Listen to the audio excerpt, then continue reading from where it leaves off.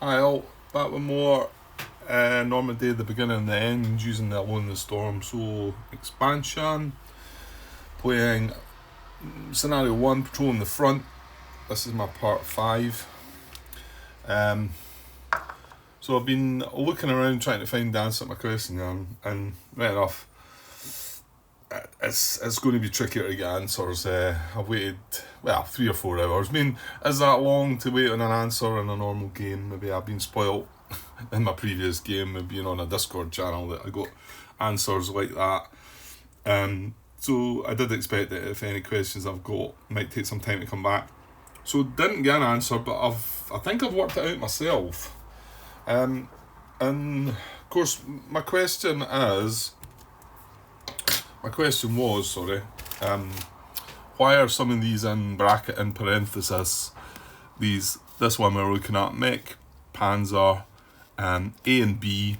There is only an A and B on this.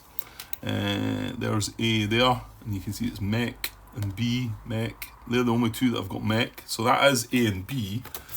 But C and D here are in brackets, and I was wondering why.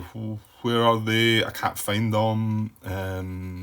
Why they're in brackets, etc. Well, I was looking on the file page, and because I thought, is there an order of battle in that? And I came across this. Now, this doesn't tell me about the officers. However, you'll notice some of these are in red. And there's heavy weapons mechanised. That's actually not the one we are doing. Oh, hang on. This is German, yeah. Yeah, there that is. Mechanised Panzer Grenadier. That's the ones that we were wanting. And you can see it's AB and CD's in red. I'll look down the bottom here. Kickstarter exclusive. So I'm guessing all these things in red are Kickstarter exclusive, and if they're in brackets, that must be what they mean. I wish that had been mentioned somewhere. However, maybe somebody will point me to where it is actually mentioned. It's quite possible, or I've just missed it. But so that's that. So, well, I didn't have the Kickstarter, so I don't have these. So all I can assume from that is we're going to put A and B in a cup, and we're going to put the air A, B, C, D in a cup. We're going to mix these 6 chits around. We're going to pick one of them at random, and that'll decide which company we're going to get. So, let me see. So there's the guys that we're going to choose from. These are the 2 mechanised Panzer Grenadier officers. We have that in the back. He's got the same. That's A and that's B. You see that guy's got a good range at 3. And these are the airborne ones. If I flip that over, you can see airborne officer. So, and that's A, B, C, and D. So they're the 6 that we're going to put in this cup, and then I'm going to randomise them. Yeah, just going to mix them around a little bit to see what we get. So there's more chance of getting the airborne. Maybe it's meant to be that way, but I suppose if you had the Kickstarter, it would just be an equal chance, wouldn't it? So, a bit strange that, but okay. Right, here we go. We get, as one of the airborne ones, so HPT. Somebody will tell me what that represents. Lillenhof, we'll go with that. He's only got a range of 1, morale 8, movement of 5. So he's from Bravo Company. He does have a leadership value. I'm calling that. I'm not quite sure what his reference is. It does have a value of 1. I think some of them had a value of 0 actually. So maybe he's not the worst of the bunch. Okay, so that's what we get. So he is this part of this. He's the officer. So now we need to get 3 airborne and 1 NG42, the 431, if there's different ones, from Bravo Company. So let me go and hunt them out. And that was a bit frustrating. Because when I played the game previously, I've got airborne companies here. I've got A, C, and D. I've not got B. And that's the one that I'm wanting. So I'll have to go and spend a lot more time finding these. So give me a second. Right, okay, I found the machine gun, I think. That's the MG42. I think the 4-3 must mean... No, or does it? Hang on. 4-3. Because some of them are different. See, no, that's 8-3, Grant. Yeah, you got the wrong one. Hang on. Okay, go on this time. There's loads of these counters, by the way. I mean, there's my box up there, and I've not got them all organised. Some of them are that's the solo stuff, but the rest of that is all just from Normandy. And then I've got all this over here as well, and a tray. Most of that's solo stuff. Another bag there. Yeah, this is mostly solo stuff.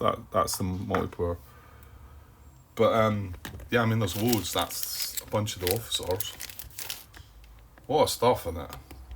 Right, so I eventually found them. It takes a while. I mean, I don't have things very well organised for this game, but I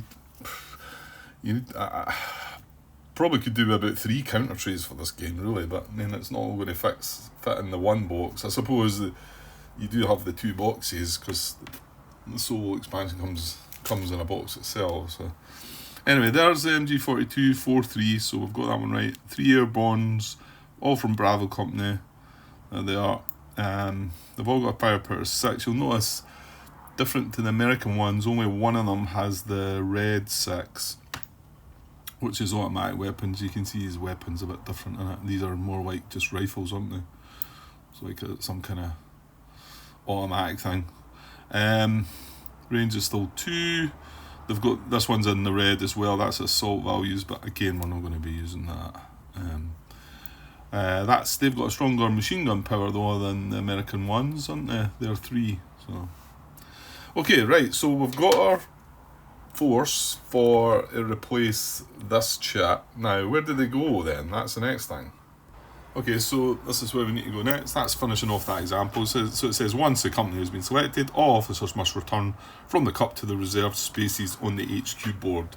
Well, I've not laid them all out on that board. I suppose that's a way of doing it to set up and make it easier to find them, because I've just got them in baggies, but yeah, we'll deal with that when the time comes. So, all procedures for AI intel marker replacement have been performed now, except 1, deploying AI platoons and the officer on the map board.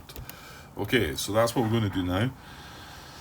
So this is page 21, 8.3.2.3, deployment on the map board.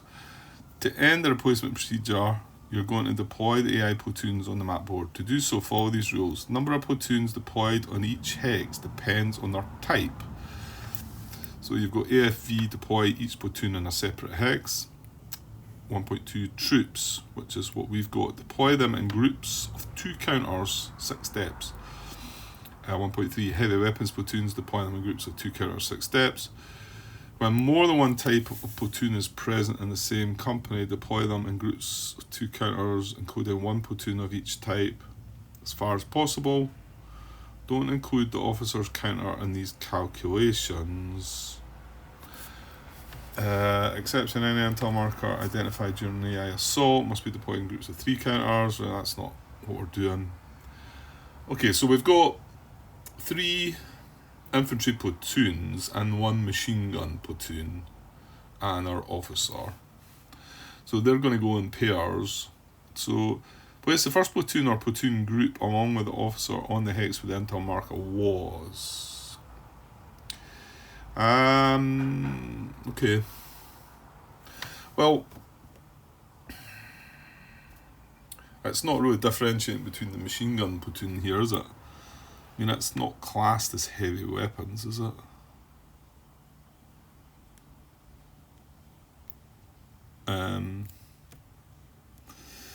Is there an example of this? There is actually, down the bottom here. To deployment example, in the previous example we determined that infantry A marker must be replaced by Schaefer and 3 German engineer platoons marked M. So they've only got 3 platoons and the officer. There are 3 platoons, so 2 platoon groups will be deployed. Deployment rule 1. According to deployment rule 2, the group formed by the officer and 2 engineer combat platoons is placed in hex 509. Right, showing us here. Looks like it's got them all in there though. Next, the second group formed by 1 engineer platoon can be placed in hexes 508, 609 or 610. So yeah, I didn't read on with that. Place first.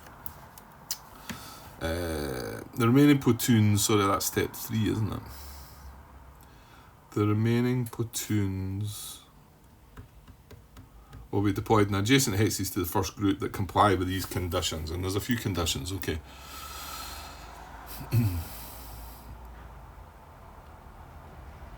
First group of 2 platoons placed in 519. The second one is placed in hex 610, which is here. I'm assuming that's a misprint on the actual. So it's like 2 of the engineers and the officer in there, and then 1 of the engineers in there. So yeah, we've got this machine gun one, which is different though. Deploy them in groups of 2, 6 steps. When more than 1 type of platoon is present in the same company. Alright, okay. Yeah, it does tell us here. More than 1 type of platoon is present in the same company. Deploy them in groups of 2 counters, including 1 platoon of each type, as far as possible. Platoon is present in the same company. Deploy them in groups of 2 counters.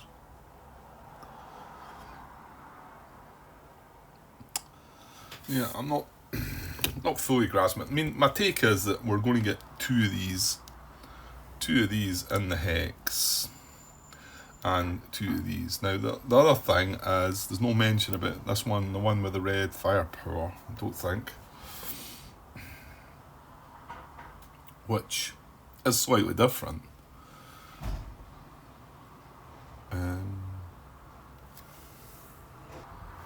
Right, sorry, I was on pause there for a bit. So, yeah, I don't think there's anything to tell me the difference about using this one. So I think what we're going to do is we're going to put 2 of these in here and the officer in there as well,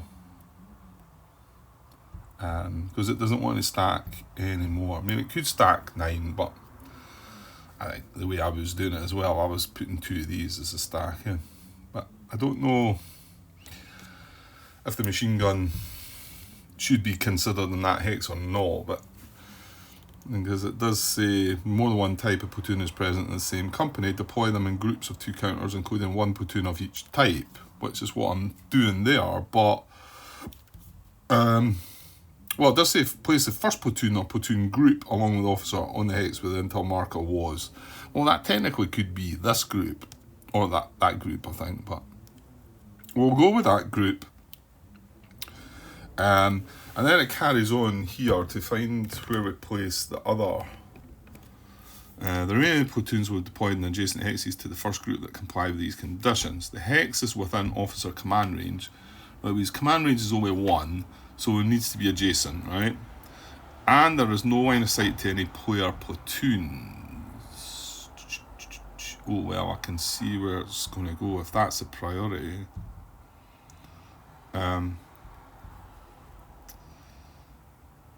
Yeah, so this looks like a list of priorities, doesn't it? Doesn't quite say that. It says comply with these conditions, but you can see the second one there is the hex is within officer command range with a divisor value of at least 3 against any FF type applicable to that platoon, and with a clear line of sight to any player platoons. The hex is within command officer range with no line of sight to any player platoon. It feels like priorities these, doesn't it? The hex is within the officer command range and the furthest possible from player platoons. If all those hexes are occupied, select a hex adjacent to the second group. When there is more than 1 option available, choose one located furthest away from any player platoons. Yeah, I do feel like these are priorities. 1, 2, 3, and 4 here. So 1 is the hex within officer command range. Oh, sorry, I didn't read that fully. So that one is with a divisor value of 3 against any FF, and there is no line of sight to any player platoons. The second one is the same divisor value, but with a clear line of sight to any player platoons. So, I mean, I think we can do either there though. So if number 1, because I'm thinking that hex there is there's no line of sight to that. However, yeah, no, he's not got line of sight either. He's been, sorry, look, zoom out a bit there.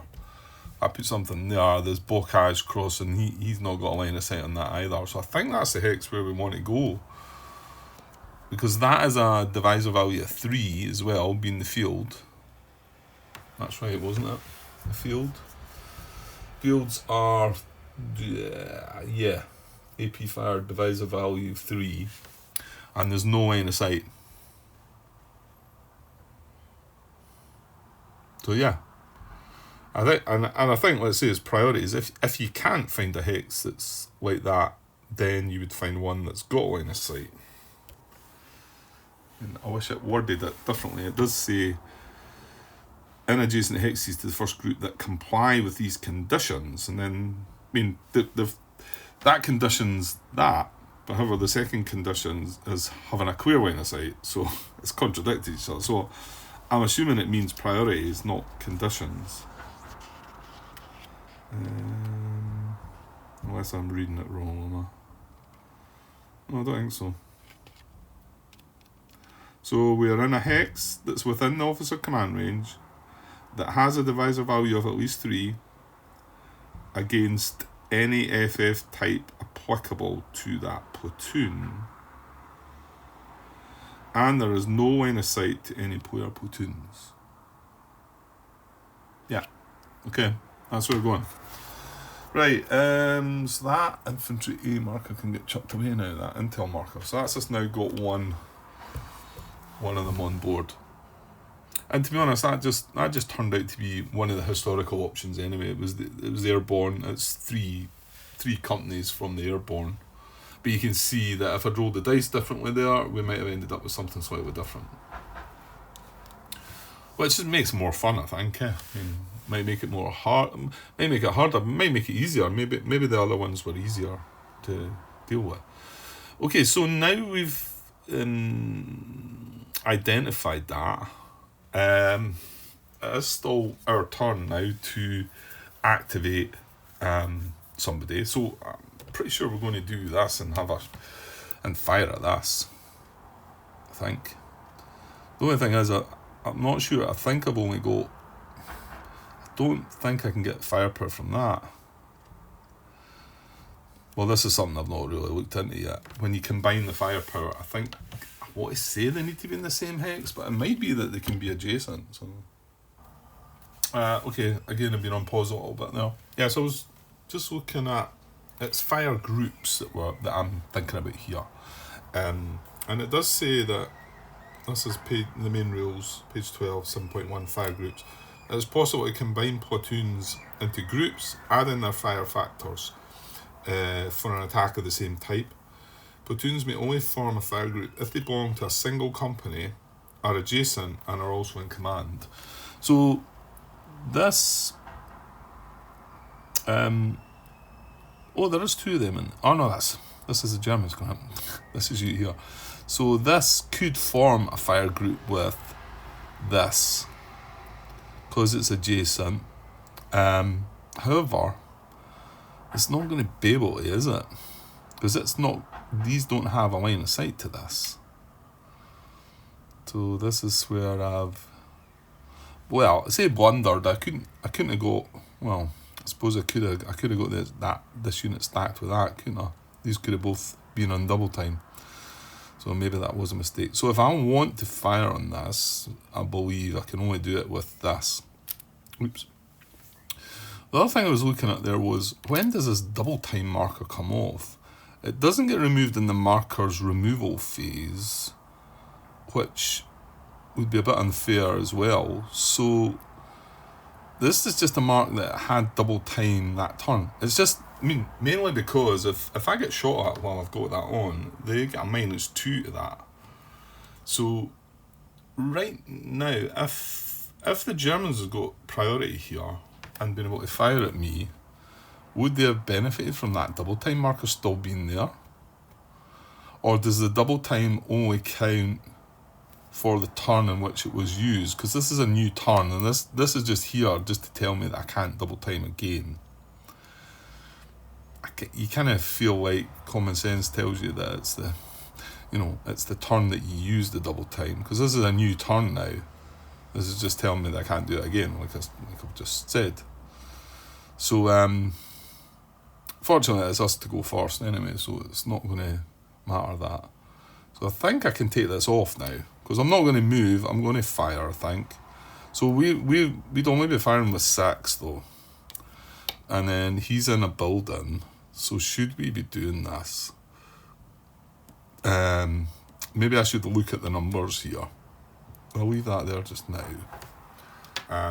So yeah, our range is fine. We've got line of sight. We've spotted him. He's identified. Everything there's fine. I think I just need some kind of combat chart, don't I? Which is probably here. So move that out of the way. Let's see if this is a sensible thing to do, because, well, yeah, I mean, I could move these other ones up, but then I can't then fire once they move. That's that. Right. Here's a combat chart. So if I was firing with a 6, right? Well, attack modifiers for AP. Now it's AP fire. We've got 6. Now hang on. He's got the red fire, hasn't he? Yeah, he's got the red number 6, which tells us he's got semi-automatic. Who is that?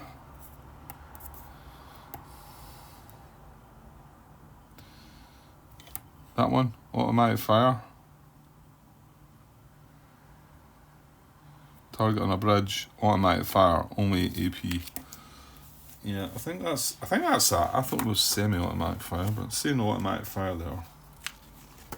Right, here it's here, page 4, the main rules. You can see this is in the sort of purple pink. So it's been amended slightly. 3.1.1, armament and assault skill. Some platoons show the fire factor in red on their counter.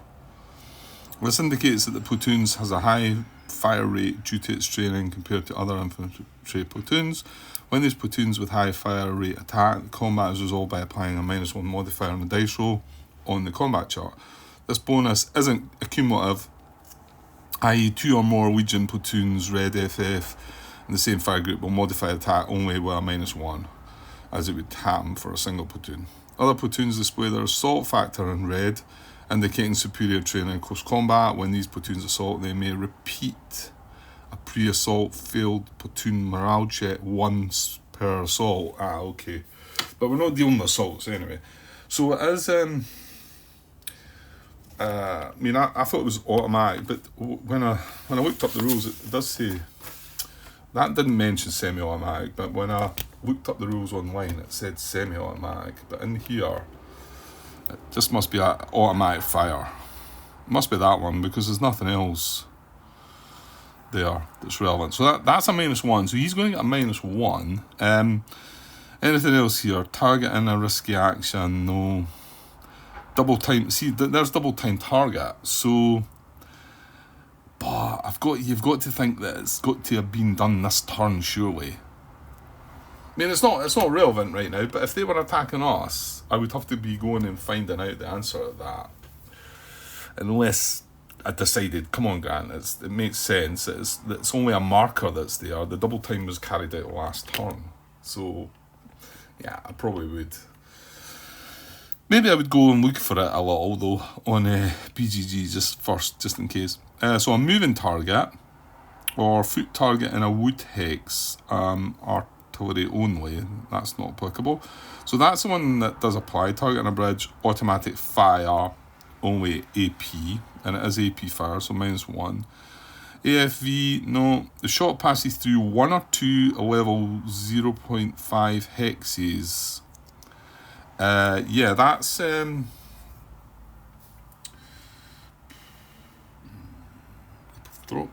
thought the shot passes through 1 or 2 level 0.5 hexes.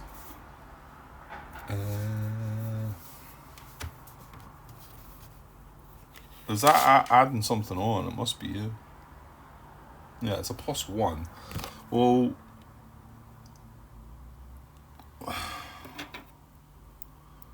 I'm not sure what I'm looking for here. 0.5 hexes. Right, I'm not getting that. Shot passes through 1 or 2. Oh, does it mean? Does it mean a level up? Like shooting uphill?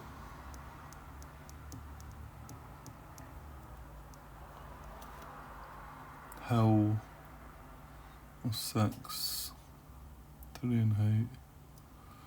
I don't know. Right, I'm not sure what that's meaning. I'll look more into that. I'm pretty sure it doesn't apply here. Improved position target, foot target in the sand, hex, artillery only, right, and that doesn't apply. Target on a crest line, shoot passes through one edge of bocage. Okay, so there'd be a +1 to shooting through bocage, but we've not got that. And then you've got, actually we're going to get this one as well, aren't we? 6 or more infantry steps in 1 hex. Yeah, because he stacked 2-6. That's what I was saying about not. There's a benefit to stacking them. Obviously, we would have been able to get a fire group here, but if you're getting fired upon, you're getting that extra -1. So it's a bit like, what do you do, one or the other? 6 or more infantry steps in AFV in 1 hex, artillery only, right? No.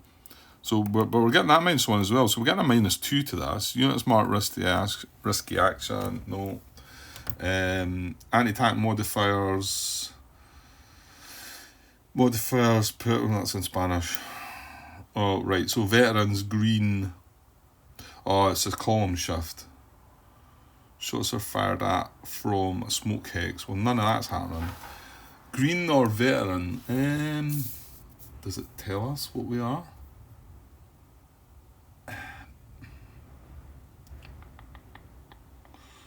I think it would tell us at the beginning if we were... I think it would tell us if we were green or veteran. And I'm assuming we're just line, sort of, normal. There's nothing on there telling me anyway. I wonder if there's anything in the historical bit. No, my guess is it's going to maybe tell me tactical skill. No. I did read about the levels. I read that recently. Give me a second. Okay, I can't find anything, but my guessing is if we had veterans, it would tell us they were veteran. If we had green units, it would tell us they were green. So I can't see that anywhere. So none of that's going to apply. So we've got a -2. So this is our dice roll. So is it must be 2d6 we're rolling. Yeah. And our fire factor is 6. And we've got a -2 to the roll. So a 9 would give us a result of 2 here. Now that doesn't mean that's 2 hits or anything. We then have to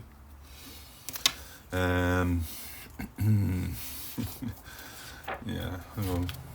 Right, so in the rule book, I suppose it's maybe worth a little look at this, isn't it? This is the first time we're trying to do that. Well, I'm not sure. It might be wise for me not to do this, I don't know. So attack resolution, this is on page 12, 7.3. Regardless of the type, The basic procedure to resolve an attack is as follows. Declare the type of attack, AP, AT, or Art. In the basic game, only AP is available. And that's what we are sitting at the moment in the basic game, if you like. So it's AP. Count the distance in hexes to the target and check if there's a clear line of sight between the attacker and the target. Well, we're adjacent, so that's fine. AP and AT attacks may only be made against spotted enemy platoons. Platoons cannot fire on each other if there is a friendly platoon blocking the line of fire. So again, that other unit behind us couldn't join the fire enemy because it's right behind us, you know.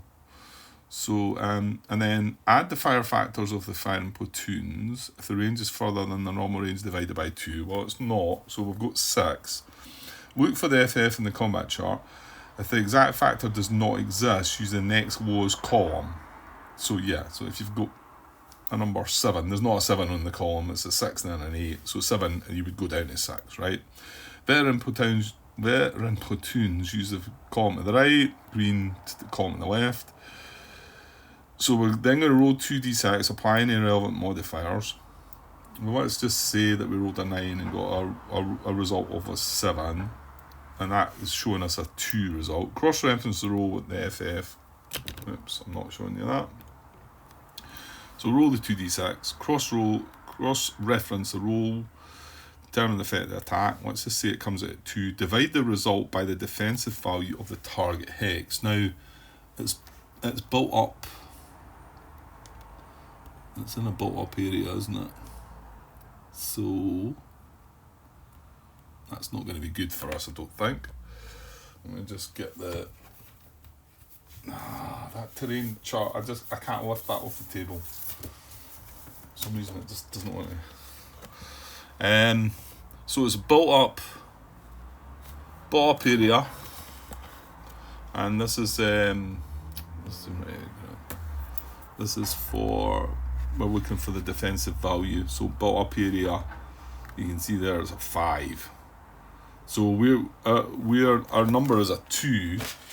So here's when Grant's got to work out some crazy numbers. So we've got to divide 5 into 2, is it? Divide the result by the defensive value of the target hex. The result is the number of hits the hex receives, which are then allocated to the platoons and the hexes affected by the type of attack used, rounded down. Yeah, I mean, so 2, if we get a result of 2, divide that by 5, we're getting nothing on them, are we? So we need to get a result of at least 5 to get a hit, don't we? Yeah, that's what we need. So we now know what we need. Does that make it, as a 5, a possibility? With on the 6th column, where you can see there a 5, we need to get a result of 3, but remember we're getting a -2, so we need to roll 2d6, and only it needs to be a 5 or less, the result, for us to get 1 hit. So not the best, but I mean, I don't know, we're not going to play with assault stuff. So I mean, if the action that the Germans want to do is assault, I'm not going to do that. We're just going to, just fire back and forward in this scenario, and then the next scenario that I take on, it'll bring the other rules in it, hopefully. Well, I'm hoping it does. I mean, it might be that the next scenario doesn't include. It says stop there on page 21. So, well. Yeah, no, the first stop is you can try scenario 1, and then you read the rest of the rules. You've got heavy weapons and transports, and then you've got assault. Yeah, heavy weapons and transport and assault, and then once you've done that, it tells you to stop and tells you now you can try scenarios 1 and 2 again, but this time try to assault and seize the enemy positions. Yeah, so I think what I would do is read through the rules and not play mission 1, scenario 1 again, but just move on to scenario 2, and we'll bring in the assault rules then. I think that probably makes sense.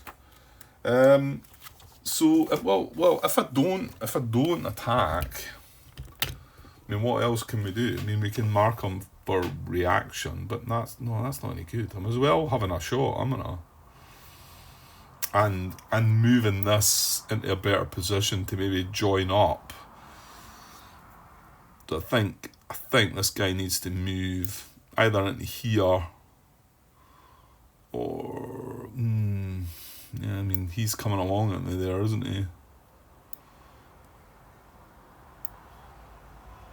Well, let's take the shot then. So I'm going to take this off now because I don't think we're certainly not going to be moving anyway. So we take that off. Double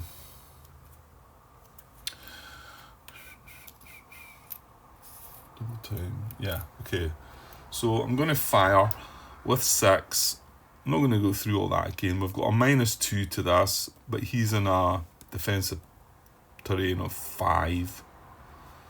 So we need a result of 5 on the combat chart, at least, which is a die roll of 3, but we've got a -2. So okay, let's do that. Let's do 2d6 rolls. See, we might get lucky. I don't think there's. Well, I mean, there's maybe a possibility we could dig in or something like that. There's possibly things like that you could do. Don't know. That could be more advanced rules as well.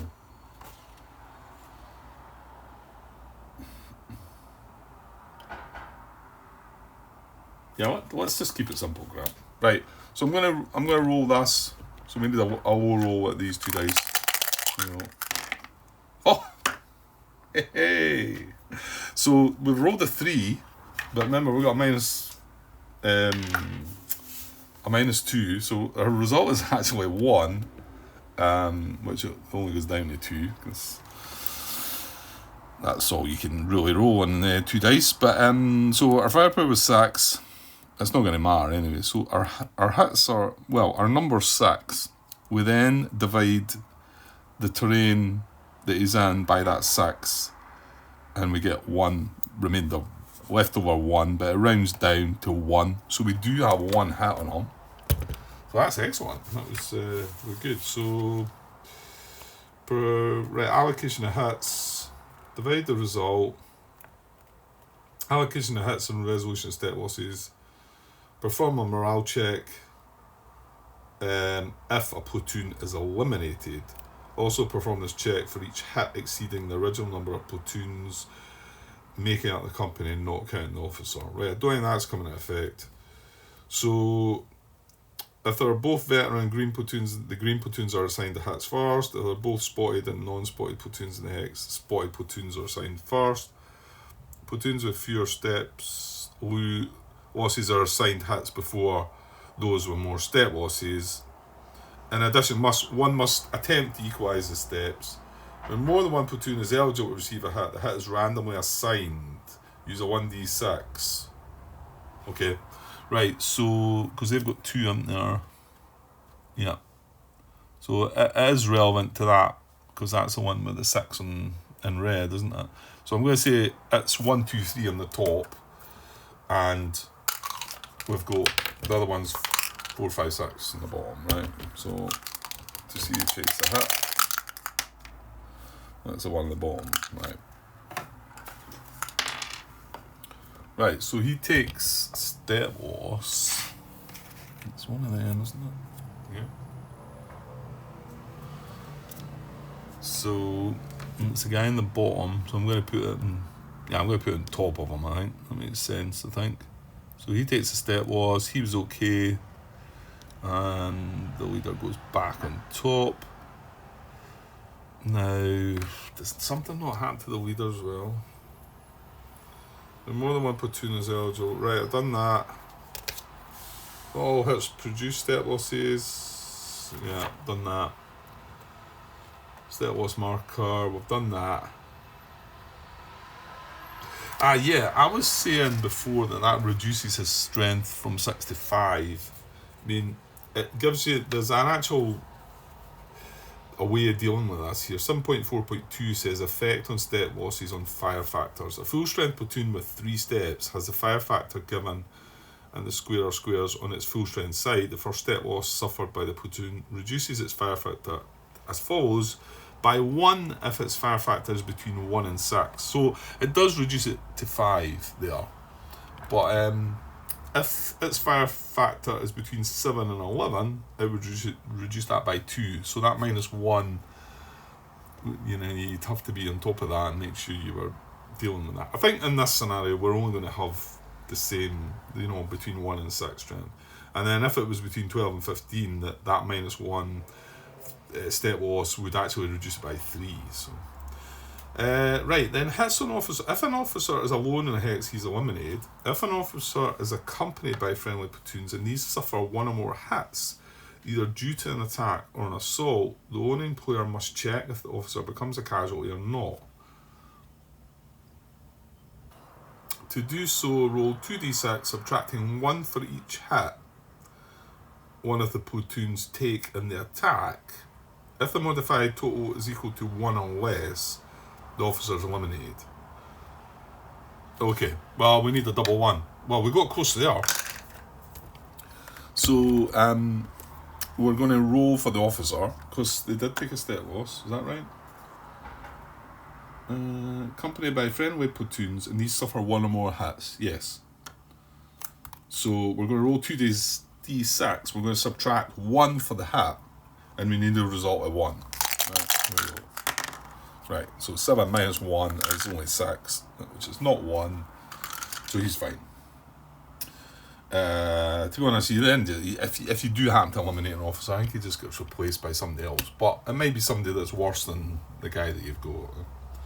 Okay, and I don't think there needs to be a check for morale. I'm sure, did it not just say perform a morale check, see chapter 9, if a platoon is eliminated. So, yeah, chapter 9. Morale.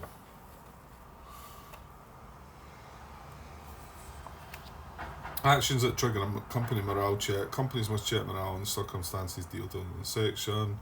Whenever 1 of its platoons is eliminated, or 2 if the company officer is eliminated, 3 any of its platoons receive hits and the total number of casualties suffered by the company exceeds the total number of platoons. Yeah, there's a bit than that. It's going to be a bit fiddly to work out. There's a chart that comes that I couldn't quite work out. Did I put it away? And maybe when I play it things a bit more, I might understand what it's going on about, but right, I don't know. Did I put that in here? I don't know where I put it. Wait a sec. Yeah, this is it. Here, battalion morale chart. I don't really know how to work, how I'm meant to operate it, to be honest. I don't think it explains it in the rule book. But maybe once you start going through, it's kind of, there's not an awful lot of information that makes it clear there, is it? But I think it's a way of tracking how many hits that your company's taken, so that you can, that's going to modify your morale, I think. Something like that. Maybe I'll come around to understanding it a bit better. Right, I think that's it then. I don't think we need any more with that. So he's now marked finished. So that worked well. Yeah. So he's finished. So we've still got these guys and these guys to move. So I might as well do that before I wrap this up, and then that'll be me. I'm back to work tomorrow morning, so I'll have to leave it at that. So so this guy's got double. So the machine gun's got double time, so it can't. It's got a movement of 4, so 1, and it's 1.5, isn't it? There's that many charts It's 1.5 into the field, isn't it? Yeah.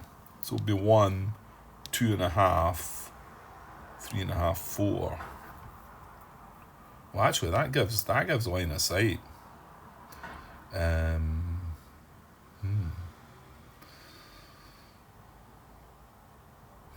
Yeah, let's just do stuff here. So I'm going to move this guy. Now hold on.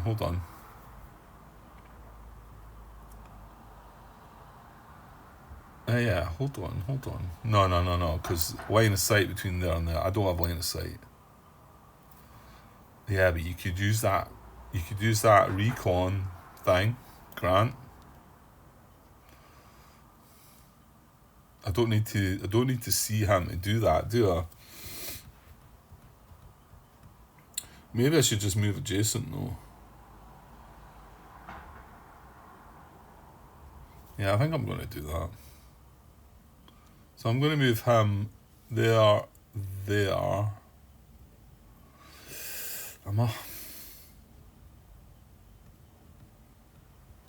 the thing is, he's got line of sight on that already, hasn't he? I quite like the idea of bringing this guy down. Let's just do that. I'll find out if I'm making terrible moves when the time comes. So I'm going to move him into there. And yeah, I think I'm going to move the machine gun that had double time, so it can't double time, fair enough. It's going to go 1 along the road, and then 1.5 in there, and then another 1.5 into there. And that's quite nice because, well, actually I can fire on that as well as that.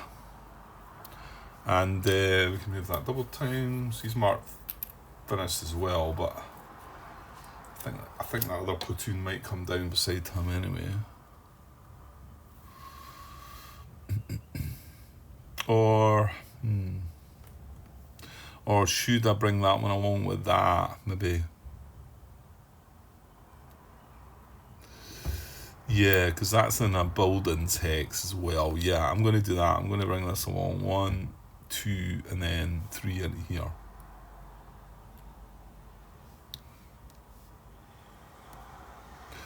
And that's them finished. And then, well, I want to say, I've still not looked it up yet, but I want to say that it's more beneficial having the officer in the hex beside them. So I think we're going to move him. I think I'm going to move him in there. So I think for morale purposes, I want to say they get that extra 1 for morale if they're stacked. I might be just making that up, but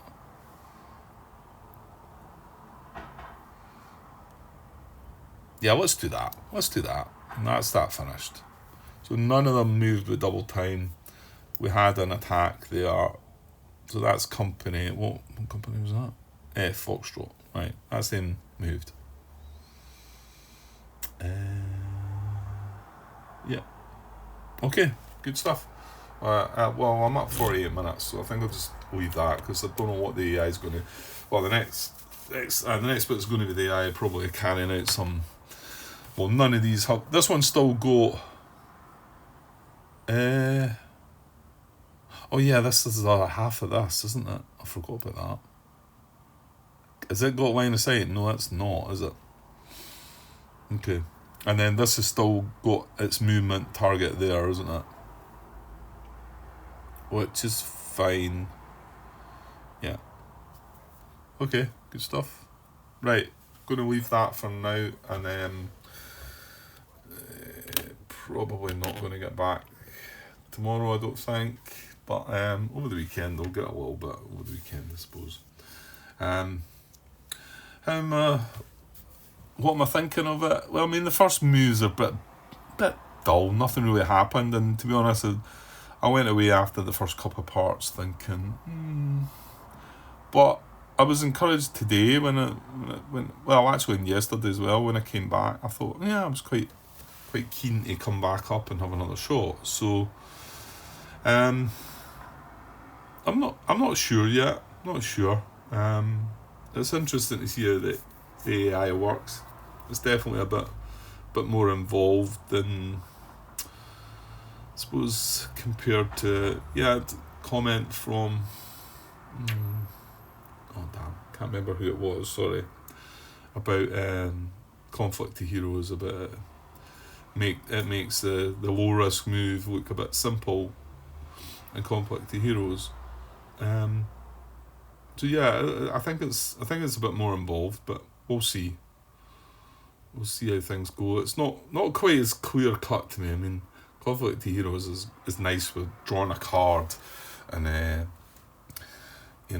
following the actions through the card. I just wish they tightened the AI up a bit. That's all, and that. So maybe some things could be learnt from the likes of this, possibly. But whether any of that gets done or adjusted, I don't know. Conflict to Heroes is it's been out for some time and it was never really updated, and it's a kind of slow process getting it all. Even the solo expansion coming out took ages and whatever. But that's not to say it's not good. It is a good system, but I still feel like this might be better than the Heroes of Normandy one, the lock and load type, but